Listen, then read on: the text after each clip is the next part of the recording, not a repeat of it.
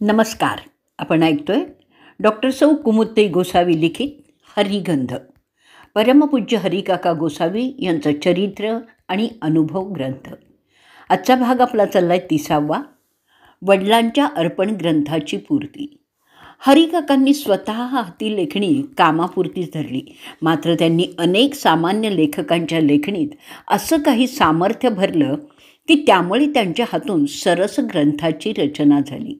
लेखक म्हणून त्यांना साहित्य क्षेत्रात प्रतिष्ठाही प्राप्त झाली. अनेकांची ग्रंथलेखनाची अपुरी स्वप्नही पूर्ण झाली. आपल्या वडिलांची एखादी अपूर्ण राहिलेली ग्रंथसेवा पूर्णत्वाला नेण्याचं भाग्य फारच थोड्या सुपुत्रांना लाभतं. कागलचे लक्ष्मण जोशी अशाच भाग्यवंतांपैकी एक आहेत. त्यांच्या वडिलांनी भागवत मंजिरी हा ग्रंथ लिहायला घेतला होता, परंतु ग्रंथ समाप्तीपूर्वीच त्यांना देवाज्ञा झाल्यामुळे तो ग्रंथ बरीच वर्ष तसाच पडून होता.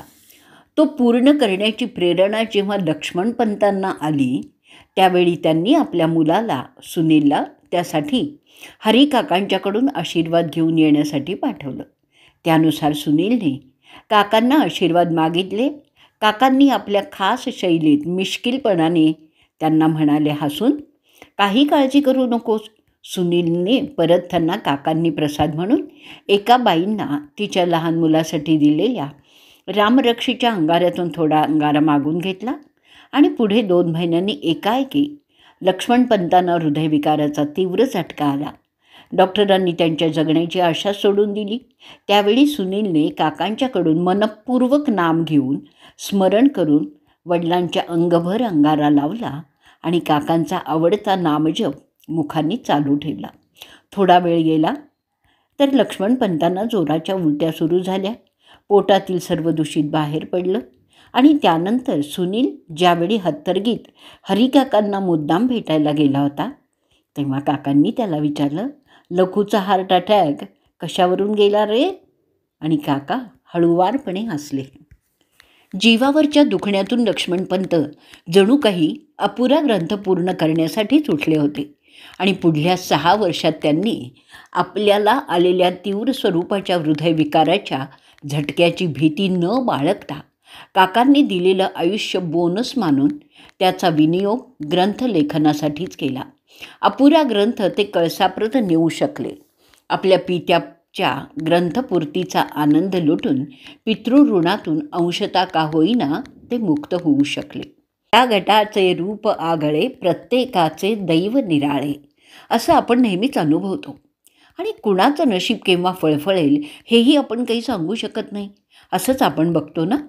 मात्र दैवाला प्रयत्नांची जोड मिळाली आणि योग्य वेळी माणसाला गुरुकृपा लाभली ना तर त्याच्या जीवनाचं रूपच बदलून जातं.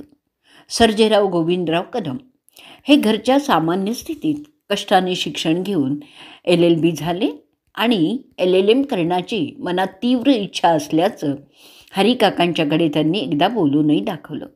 काकांनी आधी त्यांना LLM म्हणजे नक्की काय आहे असं विचारून LLB नंतरचा 2 वर्षाचा अभ्यासक्रम, अरे हो म्हणजे असं असतं हो LLM, असं समजून घेतल्याचा भाव दर्शवला आणि तेव्हा LLBच्या 3य वर्षाचा निकाल लागायचा होता. काका त्यांना म्हणाले, म्हणजे तू 3ऱ्या शिडीवर पाय ठेवून 5व्या शिडीवर चढणार आहेस तर? काकांनी अचानकच कदम यांच्या दिशेने फेकलेल्या खेळ्याचा प्रसाद क्रिकेटच्या खेळात चेंडूचा झेल घ्यावा ना तसा त्यांनी बरोबर झेलला आणि जा तुझं काम झालं जा, असा काकांचा आशीर्वादही मिळवला. LLBचा निकाल लागून कदम 2य श्रेणीत उत्तीर्ण झाले. 2ऱ्या महायुद्धात 1939 ते 1946 या कालावधीत आफ्रिका, इटली, जर्मनी या आघाडींवर लढणाऱ्या माजी सैनिकाचा हा मुलगा, आपल्या मुलाच्या शिक्षणासाठी तंबाखूच्या मळ्यात काम करणाऱ्या कष्टकरी आईचा हा मुलगा LLB झाला याचंच त्यांना विशेष समाधान होतं. कधी एकदा जाऊन हरिचरणांना स्पर्श करून ही आनंदाची वार्ता सांगेन असं त्यांना झालं होतं. पुढे एकनाथदादांनी दिलेल्या वेळा पाळून प्रयत्न केल्याने आज सर्जेराव औद्योगिक न्यायालयाचे क्रमांक 2चे न्यायाधीश आहेत. शिडी चढताना एक एक करून चढायची हे कदम काकांच्याकडून चांगलेच शिकले होते. गुरुद्वादशीला काकांनी दिलेल्या महामंत्राचा ते नित्य जप करीत होते, उपासनाही चालवत होते. त्यामुळे पुढील जीवनातही येणारी संकटं त्यांना पार करता आली, ती पण धीराने. आपल्या पाठीशी हरिकाका आणि पुढे एकनाथ दादा आहेत या आधाराच्या केवळ कल्पनेनेही त्यांना सामर्थ्य दिलं होतं. ओम श्री दत्तात्रेय जनार्दन स्वामी एकनाथ महाराजाय नमः. ओम श्री हरये नमः. ओम श्री एकनाथ दादाय नमः. रामकृष्ण गोविंद विठ्ठल केशव. असा नामजप कदमांना खूप काही देऊन गेला. एकनाथी भागवत, भागवत पुराण, गीता अशा ग्रंथांचं अध्ययन, पठणही कदमांना घडलं.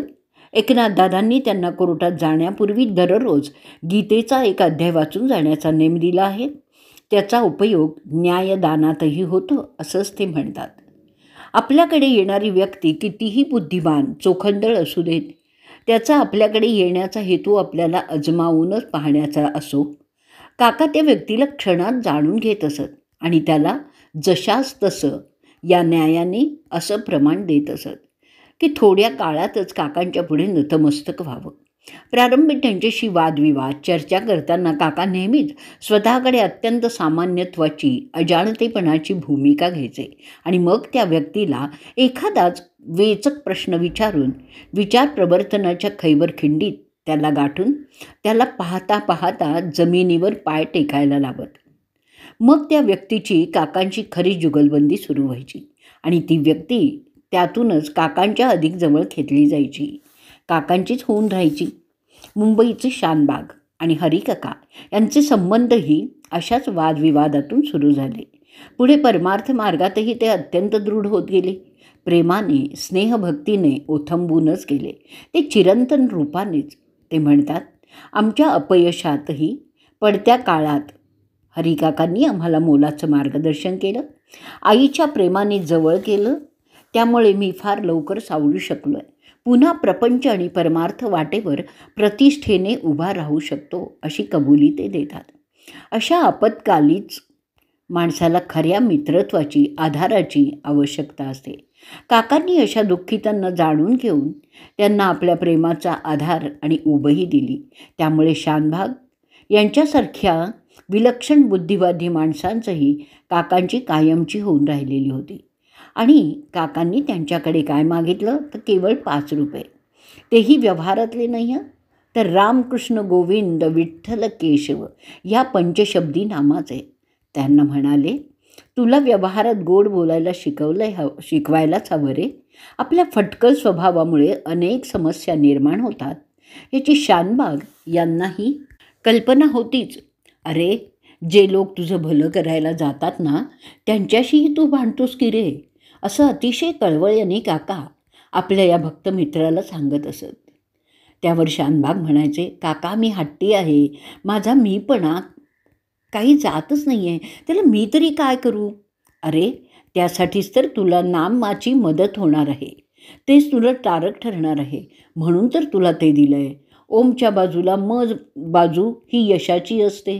त्या ओंकाराचा उपासक होण्याने पैशाचा धनी होता येतं. माणसाची सर्व कर्म भोगून संपली की ब्रह्मत्व त्याला आपोआप प्राप्त होतं. आपण दारापुढे स्वस्तिक काढतो, त्यातून सद्गुरूला शरण जाण्याचं स्वस्तिक चिन्ह म्हणजेच बाजूनी सारखं ओंकाराचा जाण्याचा मार्ग गवसतो. आपल्याला काकांनी त्यांच्याकडे येण्याची एखादी वेळ दिली होती, ती अचूक पाळली गेली तेव्हा काकांची भेट कधीच चुकली नसल्याचं समाधान शानबाग व्यक्त करतात. कोणतीही स्त्री असू देत, पुरुष असू देत, आपल्या आत्यंतिक संकटकाळात हरिकाकांसारखा सत्पुरुष भेटला तर भगवंतांनी त्याच्या रूपाने आपल्याला दुःख संकट सागरातून पार काढण्यासाठीच नौका पाठवलेली आहे असं आत्मबळ लागतं. त्याचं खरं महत्त्व फक्त पुढत्यालाच कळतं असा भाव औरंगाबादच्या सौ शशीताई बापट व्यक्त करतात. 13 सप्टेंबर 1964 रोजी सौ शशीताई कोल्हापुरात आपल्या मोठ्या भावाकडे माहेरपणाला गेल्या असताना त्यांना ऋषीपंचमीच्या दिवशी हरिकाकांचा निरोप मिळाला. देवधरांच्या बहिणीला मी बोलवलं आहे म्हणून सांग. वास्तविक सौ बापट यांनी त्यापूर्वी हरिकाकांना बघितलं देखील नव्हतं. त्यांचे भाऊ नानासाहेब देवधर मात्र नेहमीच काकांच्याकडे जात होते. त्यांनी काकांना आपल्या बहिणीसंबंधी पण कधी काही सांगितलं नव्हतं. सौ बापट आपल्या प्रकृती स्वास्थ्यासाठी बरेच डॉक्टर, वैद्य, महाजन आदींना भेटल्या होत्या. उपचार करूनही गुण काही येत नव्हता, म्हणून हरिकाकांकडेही जायला त्या काही उत्सुक नव्हत्या. शिवाय हरिकाका वाचासिद्धी असल्याचं कळल्याने मनात भीतीही होती की त्यांनी मनस्ताप होईल. असं काही सांगितलं तर हात दाखवून अवलक्षण नको असंच त्यांना वाटत होतं. तरीही भावाच्या आग्रहाखातर त्या हरिकाकांच्याकडे यमकनमर्डीला गेल्या. हरिकाकांची भेट होता सौ शशीताईंनी काही सांगण्यापूर्वीच काकांनीच त्यांना सर्व व्याधी सविस्तर सांगितल्या. त्यामुळे त्या अवाकच झाल्या. त्यांचे भाऊ देखील चक्रावून गेले, कारण त्यांनाही आपल्या बहिणीच्या खऱ्या व्यथा माहितीच नव्हत्या. काका सौ शशीताईंना म्हणाले, तुला बरं वाटेल, तुझी सर्व परिस्थितीही सुधारेल, परंतु मी सांगेन ते करणार का? त्यावर तुम्ही काहीही सांगा, मी करीन, असं सौ शशीताईंनी झटकन उत्तर दिलं. हरिकाकांनी त्यांना दर शुक्रवारी दुपारी ठीक 1 वाजता वायव्येकडे तोंड करून तुळशीला 1 लोटीभर पाणी घाल, असं 52 शुक्रवार कर असं सांगून दुसराही एक नेम दिला. तो रविवारी आणि बुधवारी संध्याकाळी 7 वाजता एकनाथी हरिपाठ वाचण्याचा. जिथे असशील तिथे आहे त्या स्थितीत नेम पाळायचा, चुकवायचा नाही, असं काकांनी बजावलं. सौ शशीताईंनीही कोणत्याही स्थितीत आपल्या स्वतःच्या अगदी पुत्रवियोगाच्या दुःखातही गेल्या 33 वर्षात आपला हा नेम एकदाही चुकवला नाही. मासिक पाळीच्या वेळी त्यांचा मोठा मुलगा उमेश कुठंही असला तरी तो धावत घरी येऊन हरिपाठ वाचून दाखवायचा. आज तो वैभवात आहे. अनेक वेळा काकांनी दिलेल्या वेळी तो ताईंना रस्त्यात उभं राहून, कधी बसमध्ये तर कधी दुसऱ्यांच्या घरीही सोबत सदैव असलेला एकनाथी हरिपाठ वाचून आपला नेम पाळलेला आहे. आज त्यांची लौकिक प्रपंचातील संकट पार झालेलीच आहेत, परंतु पारमार्थिक उन्नतीही त्यांनी साधलेली आहे. आपलं एकनाथी हरिपाठ चिंतन या लवकरच ग्रंथरूपानं प्रकाशित करणार आहेत. हरिकाकांच्या सहवासात आलेल्या लोकांचे अनुभव खरं तर भांडार एवढं मोठं आणि समृद्ध आहे की त्यातून निवडक अनुभूतींचा मागोवा घ्यायचा म्हटलं ना तरी एक स्वतंत्र महाग्रंथ तयार होईल. परंतु काही लोकांचे अनुभवच इतके बोलके आहेत की ते पुन्हा पुन्हा साथ घालून जातात. त्यांचा आठव देखील प्रेरकच ठरतो.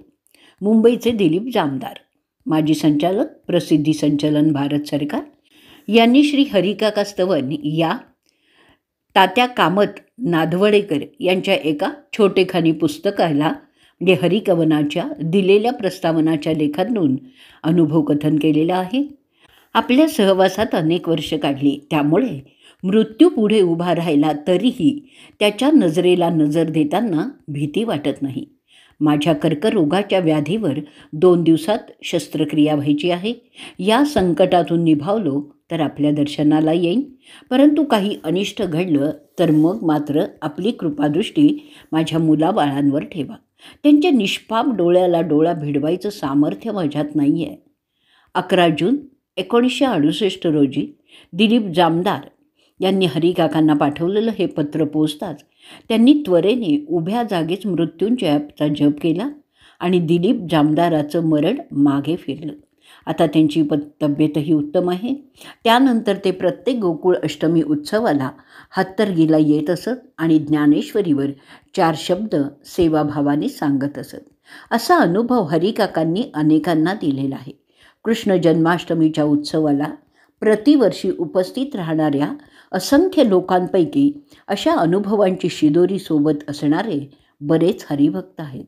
त्यातही प्रखर बुद्धिवंत, अभ्यासू, मुमुक्षू आदी सर्व प्रकारच्या लोकांना असलेल्या प्रत्यक्षानुभूतीने या उत्सवाला आवर्जून उपस्थित राहण्याची प्रेरणाच लाभलेली आहे.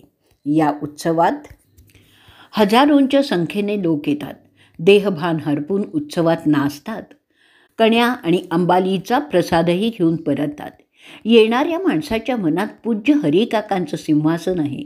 बालकल्याणाबद्दल जी जवळीक सामान्य गवळ्यांच्या पोरांना, थोरांना वाटत असे, तेच प्रेम असंख्य सामान्य शेतकऱ्यांना, गुजरांना काकांच्याबद्दल वाटत असे.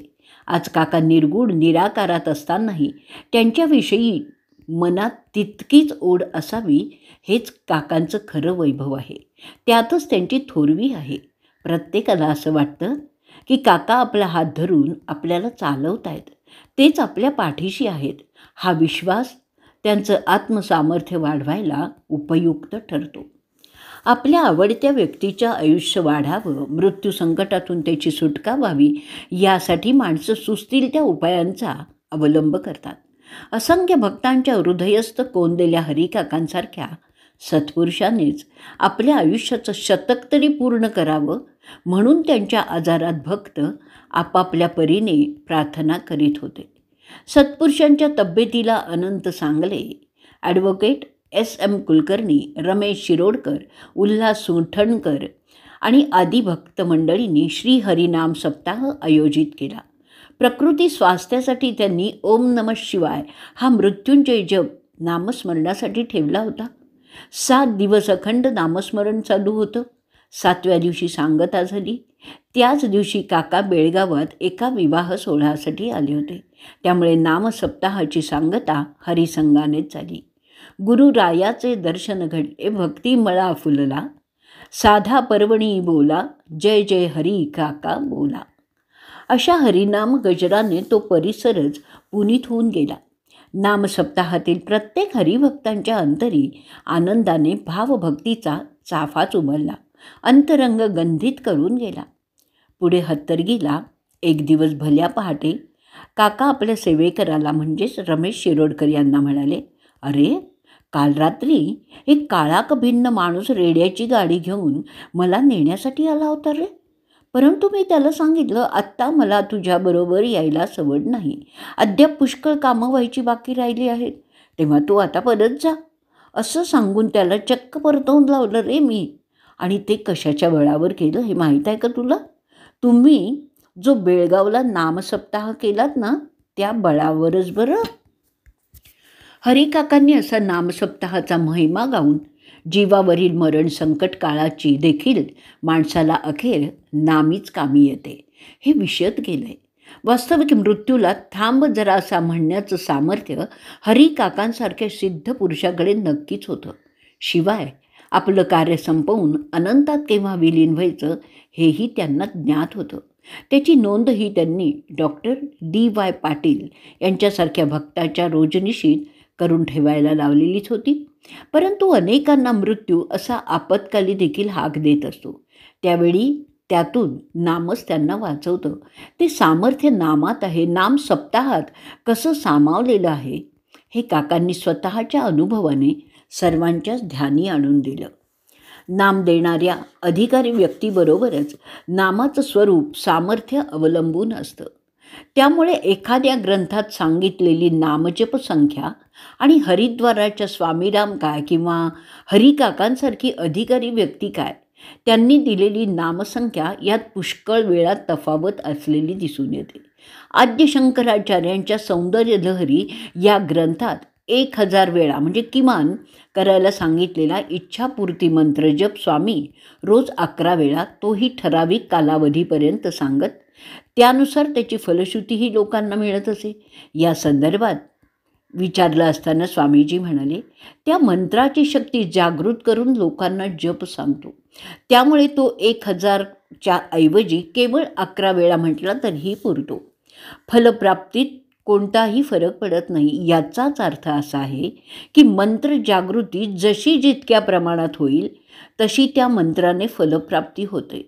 मंत्राचे तसे 6 प्रकारांनी अर्थ लावले जातात. ते असे: भावार्थ, संप्रदायार्थ, निगमार्थ, कौलिकार्थ, सर्व रहस्यार्थ आणि महातत्वार्थ. हे सर्व गुरुकृपेनेच मिळू शकतात. एखाद्या पुस्तकात केवळ वाचून त्याचा स्वतःला वाटेल त्या पद्धतीने जप केल्यास लाभाऐवजी हानीच होण्याची शक्यता अधिक असते. त्यामुळे हरिकाका आपल्या भक्तांना शक्यतोवर त्यांना कळणाऱ्या विशेष भाषेतूनच नाम देत असत. आणि हेतू हाच होता की एक वेळे अनुकूल परिणाम एवढ्या मोठ्या भक्तांवर नामाचा न झाला तर नवलच आहे. त्यासाठी संस्कृतचं अपुरं ज्ञान असेल, वाणी संस्कार अपुरे असतील, श्रद्धा आढळ नसेल तर दिलेलं नामस्मरण करूनही अनुकूल परिणाम तर दिसत नाहीच, परंतु उलट संकटं येतात. त्यामुळे पूर्वी काका काय किंवा आत्ता एकनाथ दादा काय, नामीला अचूक उच्चारता येईल असंच नाम देतात. नियमही सांगतात, एखादी उपासनाही सांगतात आणि तीही त्या व्यक्तीला पेलणारी अशीच असते. एकदा काकांना डॉक्टर सोनार यांनी विचारलं, तुम्ही लोकांना नाम देता मात्र स्वतः कोणत्या विशिष्ट नामाच्या संगतीत असलेले कधी दिसतच नाही, असं का काका? काकांनी गालातल्या गालात हसतच उत्तर दिलं, विशिष्ट काळी नाम जप झाल्यावर नाम आणि नामी यांच्यातील ज्या वेळी खरा नामी ईश्वर स्वरूपात मिसळतो, ईश्वर रूप होतो, त्यावेळी नाम गळून पडतो आणि केवळ नामीच उरतो. नामी. काकांचं हे उत्तर अतिशय बोलकं आहे. आपला रामनामाचा 13 अक्षरी मंत्र जप 13 कोटी झाल्यावरही दिलेल्या वचनानुसार जेव्हा रामदर्शन घडेना, तेव्हा रामकृष्णांसारख्यांनाही मोठा पेच पडला होता. त्यावेळी त्यांच्याकडे आलेल्या गवळणींनी दूध घालताना धार टाकली नाही, कारण तिने एका मुलाला प्रेमाने अधिक दूध घातलेलं होतं. तिला त्या संदर्भात विचारलं तर म्हणाली, तू तर देवाच्या नामाचाही हिशोब करतोस, तेव्हा ते तुला प्रेम मिळणारच कसं? तिला गुरु मानून त्यांनी माळ टाकून दिली. त्यांना त्या क्षणी रामदर्शन घडलं. असं या नामीचं आणि ईश्वराचं जवळचं नातं आहे. आजचा भाग आपण इथे संपवणार आहोत. अवधूत चिंतन श्री गुरुदेव दत्त.